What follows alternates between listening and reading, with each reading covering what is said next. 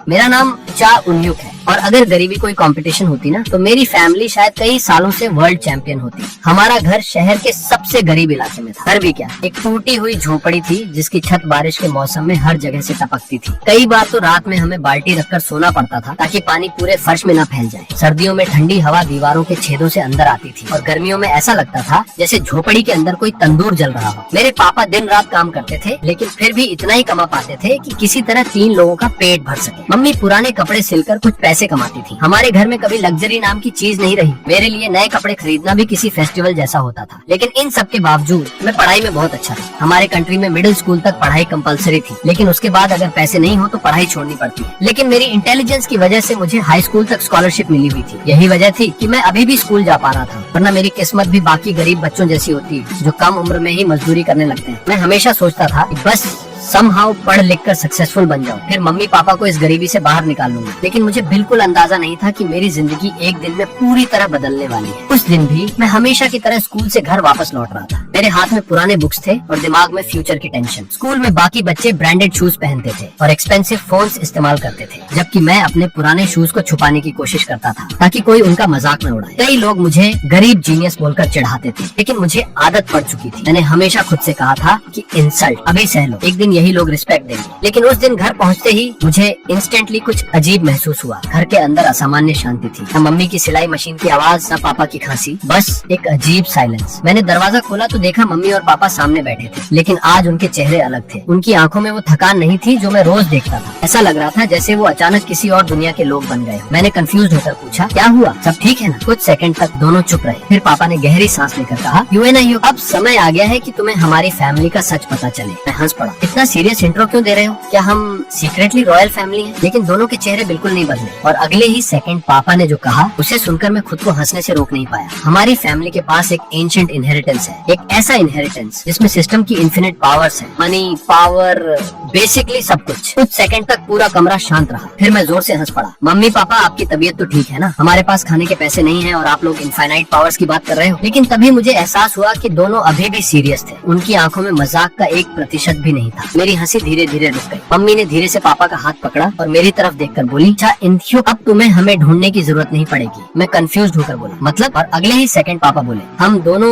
World tour पर जा रहे हैं। मेरा दिमाग लिटरली बंद पड़ गया। क्या? मैंने शॉक होकर कहा, वर्ल्ड टूर? हम? पापा, हमारे घर की छत टूट रही है। कल ही आपने कहा था पैसे नहीं है। लेकिन वो दोनों सरप्राइजिंगली काम थे। मम्मी मुस्कुराई और बोली, अब हमारे पास इतना पैसा है कि 7 पीढ़ियां भी खत्म नहीं कर पाएंगे। मेरे पूरे शरीर में सिहरन दौड़ गई। मैं ऑलमोस्ट गुस्से में चिल्लाया, अगर ऐसा था तो हम इतने साल गरीबी में क्यों जी रहे थे? आपको पता है मैंने कितनी बार भूखे पेट सोया है? लेकिन उन्होंने मेरे सवाल का जवाब नहीं दिया। अभी अचानक बाहर से इतनी तेज आवाज आई कि पूरी झोपड़ी हिल गई। हवा का दबाव इतना तेज था कि दीवारों की धूल नीचे गिरने लगी। मैं डर कर बाहर भागा और अगले ही सेकंड मेरी आंखें शॉक से फैल गईं। हमारी टूटी हुई झोपड़ी के सामने एक विशाल ब्लैक हेलीकॉप्टर खड़ा था। उसके ब्लेड्स इतनी तेज घूम रहे थे कि पूरी बस्ती की धूल हवा में उड़ रही थी। आसपास के सारे लोग अपने घरों से बाहर निकल आए थे। कुछ बच्चों ने शायद पहली बार जिंदगी में हेलीकॉप्टर देखा था। फिर हेलीकॉप्टर का दरवाजा खुला और ब्लैक सूट्स पहने कुछ लोग बाहर निकले। उनका ऑरा इतना डेंजरस था कि आसपास खड़े लोग ऑटोमेटिकली पीछे हट गए। उनमें से एक आदमी आगे आया और उसने मेरे पापा के सामने सिर झुका दिया। Sir, everything is ready. मेरे दिमाग ने वही काम करना बंद कर दिया। सर? उसने मेरे पापा को सर कहा। मैंने पापा की तरफ देखा, लेकिन अब वो वही गरीब मजदूर नहीं लग रहे थे जिन्हें मैं जानता था। उनकी आंखों में अचानक अथॉरिटी थी, पावर थी, ऐसा औंधा था जो मैंने पहले कभी महसूस नहीं किया था। तभी मम्मी मेरे पास आई और उन्होंने अपनी जेब से एक छोटी सी एंशिएंट लुकिंग बॉटल निकाली। बॉटल के अंदर पर्पल रंग का लिक्विड था जो हल्का हल्का चमक रहा था। ऐसा लग रहा था जैसे उसके अंदर कोई गैलेक्सी घूम रही है। मम्मी ने वो बॉटल मेरे हाथ में रखी और बोली, इससे पी लेना, ये तुम्हारी असली जिंदगी की शुरुआत है। मेरे पूरे शरीर में चिल्स दौड़ गए। मैंने कंफ्यूज होकर पूछा, ये क्या है? लेकिन उन्होंने सीधा जवाब नहीं दिया। तभी पापा हेलीकॉप्टर की तरफ बढ़े, फिर अचानक पीछे मुड़े और जोर से बोले,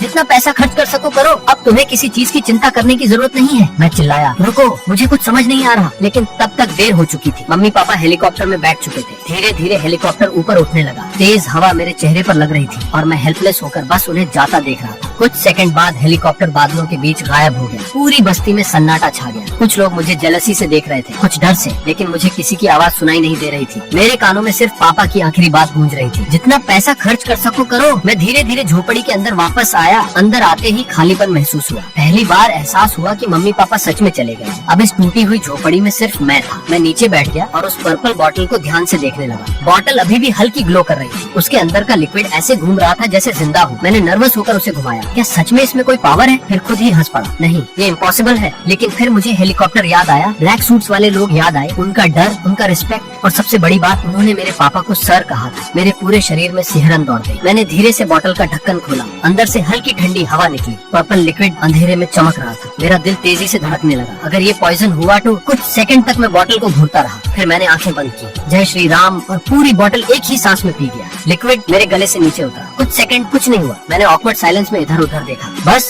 मैंने अपने हाथ देखे। ना कोई पावर, ना कोई ट्रांसफॉर्मेशन। मैं इरिटेशन में हंस पड़ा। ग्रेट, मतलब मेरे माँ बाप मुझे छोड़कर भाग गए और जाते जाते मुझे कोई वियर्ड जूस पिला गए। लेकिन धीरे धीरे मेरी हंसी गायब होने लगी, क्योंकि रियलिटी सामने थी। घर की सारी सेविंग्स गायब थी। मम्मी पापा भी चले गए थे और मैं पूरी दुनिया में अकेला रह गया था। उस रात मैं फर्श पर लेटा छत को देखता रहा। बारिश का पानी धीरे धीरे टपक रहा था। हर बूंद की आवाज कमरे में गूंज रही थी। मैं लगातार सोच रहा था, अगर उनके पास सच में इतनी पावर थी तो उन्होंने मुझे इतने साल गरीबी में क्यों रखा? क्यों मुझे स्ट्रगल करने दिया? क्यों मुझे हर दिन इंसल्ट सहने दी? और सबसे बड़ी बात, उन्होंने मुझे छोड़ क्यों दिया? सोचते सोचते कब मेरी आंख लग गई मुझे पता ही नहीं चला। लेकिन उसी रात मेरे शरीर में कुछ बदलना शुरू हो चुका था। नींद में ही मेरे पूरे शरीर से हल्की पर्पल एनर्जी निकलने लगी। धीरे धीरे वो एनर्जी और तेज होने लगी। पूरा कमरा हल्की बैंगनी रोशनी से भर गया। ऐसा लग रहा था जैसे मेरे शरीर के अंदर कोई हिडन पावर जाग रही हो। फिर अचानक मेरे सामने हवा में एक नोटिफिकेशन उभरी। Host triggered the system, shadow system activated at maximum level. लेकिन मैं गहरी नींद में था, इसलिए मुझे कुछ पता नहीं चला। अगली सुबह जैसे ही मेरी आंख खुली, मेरे सामने एक पर्पल स्क्रीन तैर रही थी। कुछ सेकंड तक मुझे लगा शायद कोई सपना चल रहा है या मेरी आंखों के सामने कुछ ब्लर दिख रहा है। स्क्रीन पर कुछ लिखा हुआ था, लेकिन नींद की वजह से मुझे ठीक से दिखाई नहीं दे रहा था। मैंने अपना सिर थोड़ा साइड में घुमाया, लेकिन अगले ही पल मेरे पूरे शरीर में झटका दौड़ गया, क्योंकि वो पर्पल स्क्रीन भी मेरे साथ मूव करने लगी थी। मेरी नींद इंस्टेंटली गायब हो गई। मैं घबराकर तेजी से उठा, लेकिन बैलेंस बिगड़ गया और मैं सीधे पीछे दीवार से टकरा गया। मैं शॉक होकर तेजी से सांस लेने लगा। फिर डरते डरते मैंने दोबारा सामने देखा और इस बार मेरी आंखें पूरी तरह फैल गईं, क्योंकि वो कोई सपना नहीं था। मेरे सामने सच में हवा में एक ग्लोइंग पर्पल स्क्रीन तैर रही थी। उस स्क्रीन पर साफ साफ लिखा था, होस्ट ट्रिगर्ड द सिस्टम,